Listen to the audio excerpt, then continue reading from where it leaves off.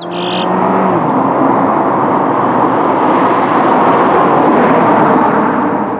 my friends out there in YouTube land, I am Sam Haymart and this is Test Driven TV, and today we're test driving the 2022 Toyota GR86. It's been redesigned quite a bit. It's got a lot of new features, more power, and there's a lot to talk about. So I'm going to show it to you inside and out. We're going to take it for a drive out here on my favorite desert back road, and then I'm going to tell you what I really think.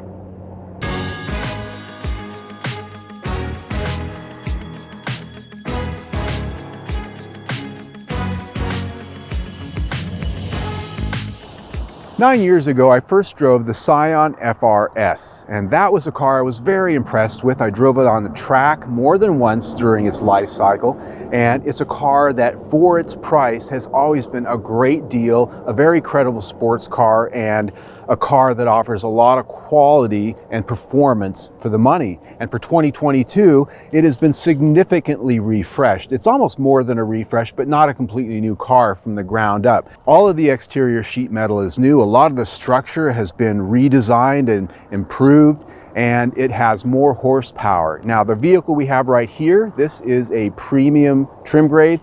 As tested, we're pricing out at $33,000 and some change. Let's look at what's new. This has a completely different aura than before. While the greenhouse and the overall dimensions are essentially the same as before, same platform, just an evolution of it, this has completely new hood, fenders, doors, quarters, deck lid, all of it. Aluminum hood, aluminum fenders, aluminum roof. Looking at the face, it almost has an Aston Martin sort of vibe. A nice deep grille, nice squared off LED headlights, and a lower fascia that just really has a more upscale look. Coming around the corner, you can see some beautiful vents there just behind the wheels. 18-inch wheels on this one with a black satin finish. Some very good summer rubber tires, and the mirror caps have a metallic black finish as well. From the rear three-quarter view, there are so many more beautiful curves and angles to look at. The way the roof and the rear window die down into that beautiful ducktail spoiler. Coming around the back, you can see how these taillights really create a sculptural element as they wrap around into that rear quarter. And down in the lower fascia, some nice dual exhaust tips that are pretty prominent, along with a completely redesigned rear fascia. I think this car is just dead sexy, if I'm honest. Okay? I know I'm supposed to be an unbiased journalist, but I think this looks good. This car has always had a really well done interior, and the redesign only makes it better. The look is completely different, and the design of the dash gets a fresh sculpt. Again, what we have here is generally a pretty high level of fit and finish and a high level of quality for this price range. While the old seats were just fine, the 2022 GR86 gets a revised seat design. These have an ultra suede, which is a synthetic suede insert with leather trim side bolsters. They're extremely supportive. They're manually adjustable both for the driver and for the passenger. And here they have heated seating with two different levels. There's a nice suede piece of material up here above the instrument cluster, as well as on the door panels.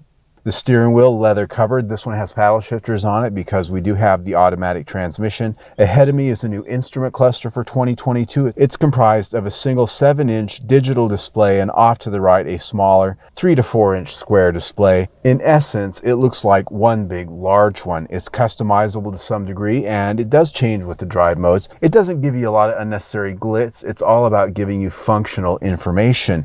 Down on the center console, a new start-stop button with the GR logo, very sexy. The center stack also redesigned here. Gone is the old double din aftermarket stereo look. You have a larger, more integrated looking infotainment system. Down below that, climate control, and down below that, some very handsome looking aircraft style toggle switches, and then here the 6-speed automatic shifter. And further back in the console, the drive mode selector switches. And then when you open the clamshell center console, what you actually find back there are some additional cup holders. Kind of an odd location. I think I really believe they could have redesigned this a little bit better with cup holders here where they're a little bit more convenient. Here, you have to sort of reach back here to try to actually get into cups. It's a bit uncomfortable, and it actually cuts down on the storage that you might have inside there.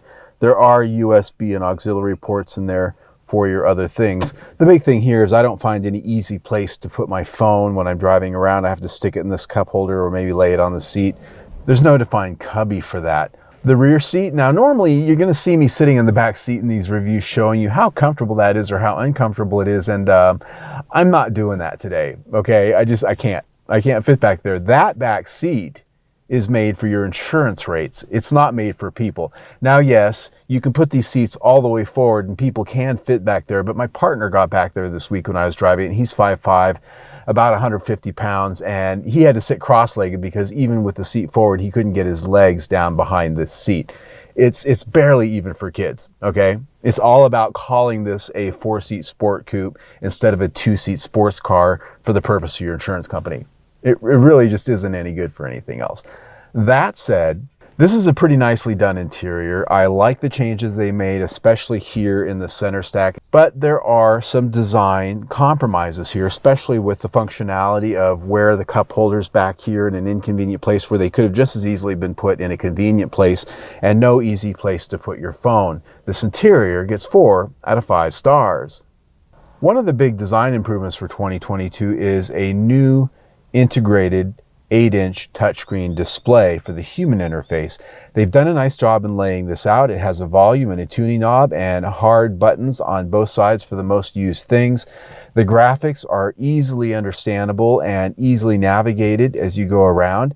It does have Apple CarPlay and Android Auto, but they're not wireless.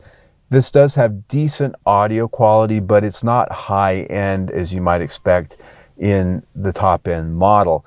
There is a backup camera, and it does have satellite radio, which is part of a subscription, obviously. This is a big improvement over what used to be here, though the glare is really a big issue, as you can see in all the pictures. I was not able to even photograph this thing in a way that didn't show glare, and that's what it looks like when you're driving every day. So big improvement, good audio quality, more features than before, but they could still do a few things to make this a little easier to see. This infotainment system gets 4 out of 5 stars. And now the part we've all been waiting for, the test drive. So I have test driven all the versions of this car that have come before it, and my biggest complaint in all those cases was the motor. In previous generations, especially the first generation, this was a noisy box of rocks, and it had not nearly enough power and especially not nearly enough torque, but they fixed that here.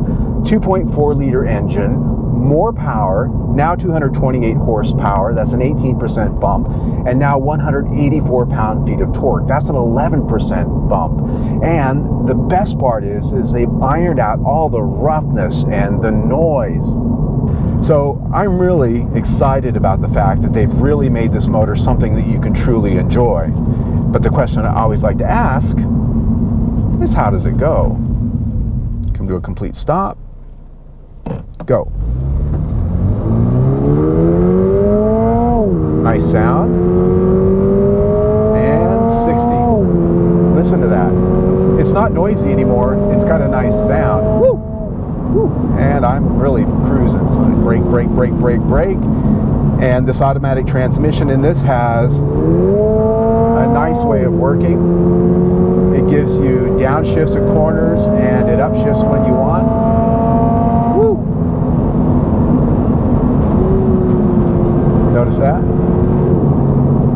They have really done a lot of work to make this engine livable now. It no longer just makes your ears like you want to put cotton in your ears. And the power curve here, the way they've adjusted that around with this D4S fuel injection and the variable valve timing really works. And so you can get a 6-speed manual, you can get the 6-speed automatic, which has paddle shifters. They work pretty well. Yeah, not bad. Not bad at all. So this is the first time in this car I will tell you that having the automatic isn't the kiss of death. Very well done. Very well done. Fuel economy, I got 26.5 this week. Not bad. So overall, I'm happy. Powertrain gets 5 out of 5 stars. For 2022, they have dramatically evolved this chassis. A lot of structural enhancements in the frame and the structure itself. They've lightweighted a few things, but the cross members and the suspension mounts have been given some strengthening here and there, and they've also dialed up the suspension. All in, this thing still is one of the lighter cars in its class. Under 3,000 pounds, even with the automatic transmission. 2,851 to be exact. There aren't very many cars on the market these days that weigh under 3,000 pounds. And because of this engine layout and because of the design of this car, it has a very low center of gravity, which is something that you really, really notice when you're throwing it around in the curves out on your favorite back road. Now, road noise in this case, it's on the higher side of normal, 65.8 under 70 mile an hour test. Not loud, but not quiet either. Woo! But when you throw it into a curve and start really letting this thing go the way it was meant to, yeah, who cares about the sound? This is a car that's got great balance. The steering feel is exceptional. And while I haven't put this car out on the track to see how it compares with previous generations, I have driven previous generations on the track. Cattle guard. And this is an amazing track car. It just really is. It's got excellent balance for transitions, and I can only imagine it's better now than it was then. This chassis gets 5 out of 5 stars.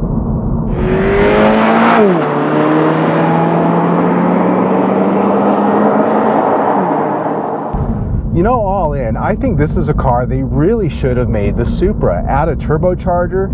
This is a car that is every bit as good as the Supra, only better in my opinion. It costs less, it's higher quality, it has less quirks, it doesn't have all the BMW compromises that living with it is about.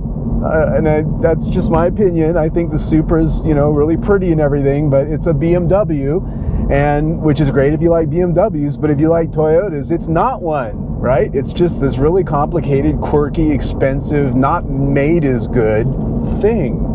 This is a much better car. It handles better, it lives better. It's just better, and it's cheaper. So there you go. I would tell you that when I look at value, I put that at a pretty high prism. I put that at 5 out of 5 stars at this price, starting at 27, 33 and some change all in. It's hard to beat. So when you put that in with everything we've already talked about, we're at 4.5 stars for the review. Excellent. Woo. So that's my review. If you like what you've seen, please follow us on social media. You can do that right down below in the information section, all of our channels. See our latest video right there. Better yet, subscribe to our YouTube channel right down there. Either way, stay tuned.